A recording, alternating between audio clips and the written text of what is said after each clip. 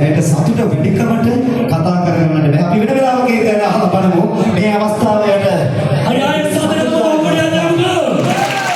කොහොමද?